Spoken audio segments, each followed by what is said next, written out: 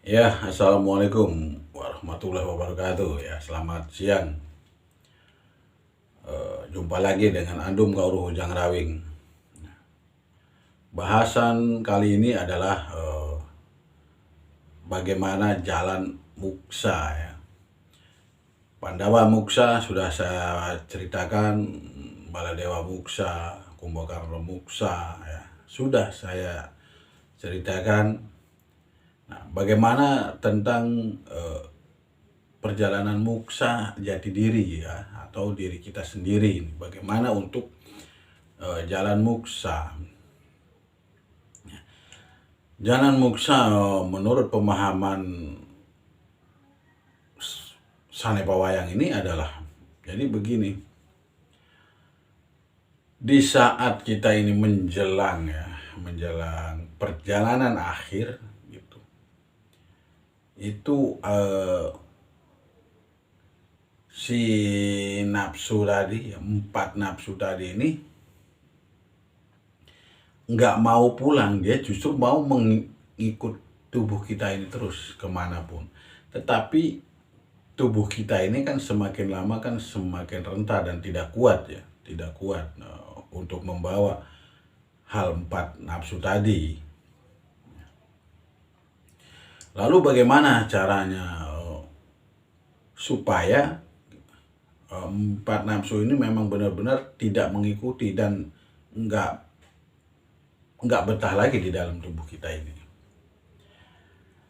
Artinya kita ini harus bisa mengurus yang 4 nafsu tadi ya, kita kendalikan. Terus kita ini dengan cara ning, nyap ya, sepi gitu, maksudnya meningkan cipta, artinya kita tenang setenang-tenangnya. Lalu supaya dia tidak ikut ini kan kita ciptanya begini, dari 4 nafsu yang ada di dalam tubuh kita ini, itu kan tercipta dari 4 unsur ya, dari 4 unsur bumi, air, bumi, angin ya.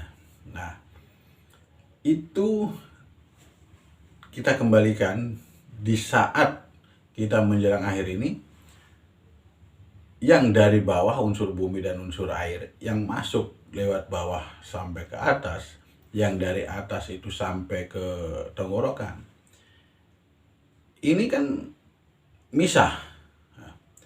Nah, kita gabung jadi satu ya. Kita gabung jadi satu supaya mereka berempat ini keluar bareng. Lewat mana? Lewat mulut dan hidung. Lewat mulut dan hidung. Jadi orang ini kalau yang sewajarnya, yang biasa itu kan kalimaksuma itu keluar lewat hidung dan mulut, baru menghembuskan napas. Artinya gini, orang menjelang perjalanan akhir itu kan pertama yang mati itu adalah kaki dulu. Kaki dulu dingin. Setelah itu baru naik ke perut, baru naik ke dada. Nah, keluarlah lewat mulut. Nah, itu yang sifatnya sukma ya. Lalu yang roh sejati, apakah keluar lewat mulut? Tidak ya, tidak lewat mulut. Dia lewat ubun-ubun kita. Lewat ubun-ubun kita keluar. Nah, itu roh sejati. Lalu keluarnya kemana sih roh sejati itu tadi? Roh sejati ini keluar, masuk lagi ke dalam jiwa kita. Jiwa kita yang mana? Sedangkan raga ini sudah sudah rentak, sudah tidak kuat, tidak bisa berbuat apa-apa lagi. Di saat kita olah kebatinan selama berapa tahun ya, terutama kita menjelang akhir balik, menjelang pulang ke asal, kita sudah mencipta, sudah mengkopi ya diri kita. Hanya bedanya bahannya. Kalau ciptaan Tuhan ini kan raga kita ini dibuat dari 4 unsur, sehingga bentuknya terlihat ya, terlihat bahwa inilah tubuh saya. karena tercipta dari 4 unsur. Tetapi yang satu ini karena itu tercipta dari diri kita, jadi sifatnya halus, tidak bisa dilihat oleh kasat mata. Nah, si roh sejati itu tadi masuklah ke dalam tubuh itu yang tercipta oleh kita tadi, dan sifatnya halus, dan itu yang disebut perjalanan mukso. Nah, yang disebut perjalanan muksa yang sebenarnya itu. Jadi hidup tidak pernah mati, ya. Hidup tidak pernah mati, dia manunggal atau menyatu dengan jasad ciptaan kita tadi. Nah, roh itu tadi masuk. Nah, di situ karena berhubung sifatnya halus tidak bisa dilihat oleh pandangan mata, tetapi itulah yang terjadi. Maka di saat kita menjelang akhir balik itu tadi, pulang itu tadi, kita sudah mempersiapkan. Karena apa? Kurang 3 tahun, 2 tahun, setahun, sampai kurang 6 bulan, sampai kurang 3 bulan, kita kan sudah diberi tanda. Di situ artinya kita sudah mempersiapkan diri kita ini. Apa yang kita persiapkan? Yaitu mencipta bagaimana supaya jasad ini ada gantinya. Ya gitu. Ya bikinlah gitu.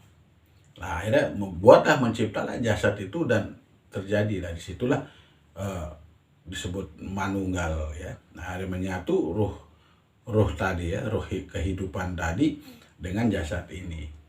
Nah, itu disebut manunggal. Itulah jalan muksa. Dan yang ini tidak pernah ikut campur urusan duniawi lagi, karena memang sudah hidup, sudah nyaman dengan jasad buatan baru, ya, namanya buatan baru.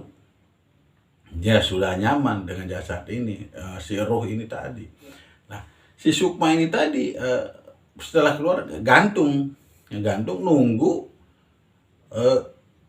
nunggu ada lagi.